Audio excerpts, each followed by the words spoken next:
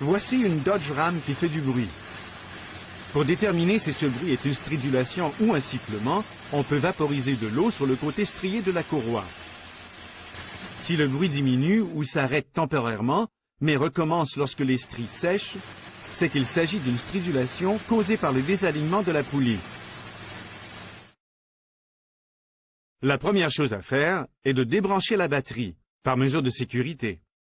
Les deux méthodes possibles pour vérifier l'alignement consistent à utiliser soit une règle, soit un outil laser. Avec l'une ou l'autre méthode, la poulie de Villebrequin devrait servir de point de repère ou de référence. Lorsqu'on utilise une règle, l'alignement avec la joue peut se révéler impossible, imprécis ou les deux à cause des divers modèles de joues de poulie. Il vaut mieux mesurer à partir de la règle jusqu'à une strie désignée sur la poulie, dans l'exemple suivant, le haut de la deuxième strie vers l'intérieur. Pour employer cette méthode, alignez d'abord la règle contre deux points autour de la poulie de Villebrequin, puis, à l'aide d'un outil de mesurage tel qu'un compas d'épaisseur, mesurez la distance qu'il y a entre la règle et le haut de la deuxième strie de la poulie. Bloquez le compas à cette distance. Ensuite, en maintenant les deux points de contact sur la poulie de Villebrequin, passez à une autre poulie, dans le cas présent, la poulie de servo-direction, et vérifiez la distance qu'il y a entre la règle et la deuxième strie de la poulie.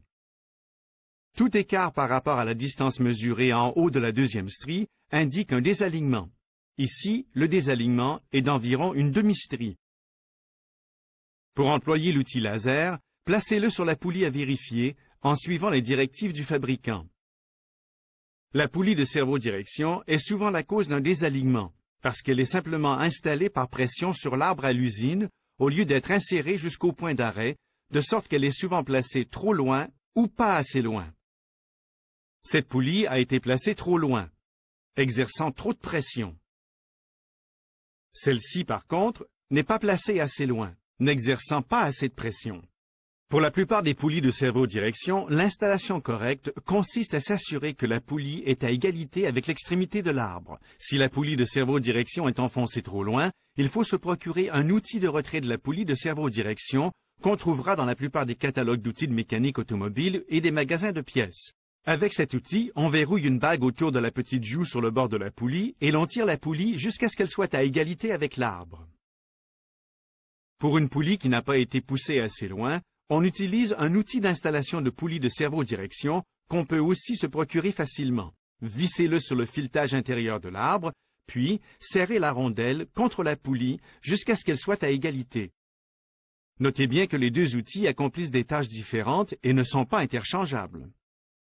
La poulie de pompe à eau est une autre cause de désalignement qui est rarement diagnostiquée. Si la pompe à eau ne fuit pas, c'est qu'elle fonctionne bien, vrai? Faux. Cette courroie se désaligne petit à petit pendant l'accélération. La pompe à eau a un roulement défectueux et devrait être remplacée. Voici la même pompe à eau sur l'établi, dans l'étau. Voyez comme la poulie oscille. Dans une telle situation, la courroie tire constamment sur la poulie en la désalignant, ce qui empire pendant l'accélération. Toutes les autres poulies de la prise d'entraînement devraient aussi être vérifiées. Cherchez celles qui sont endommagées.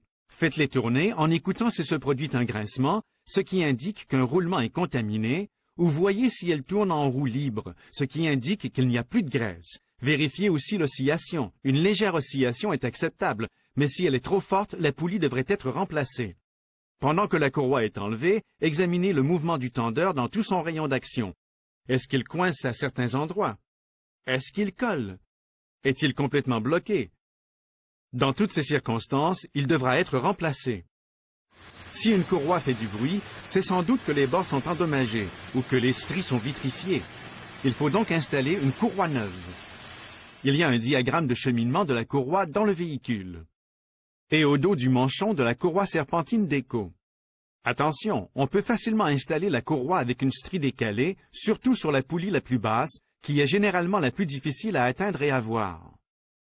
Si ce décalage n'est pas corrigé, la strie qui dépasse peut être complètement tranchée ou la courroie au complet peut sauter. Après l'installation, demandez à quelqu'un de faire tourner le moteur une fois ou deux et vérifiez visuellement que la courroie est placée correctement sur toutes les poulies et suit le bon cheminement. Si tout semble bien aller, faites démarrer le moteur. Une fois bien alignée et avec une courroie d'écho neuve, la prise d'entraînement des servitudes fonctionnera pendant des années sans bruit et sans problème.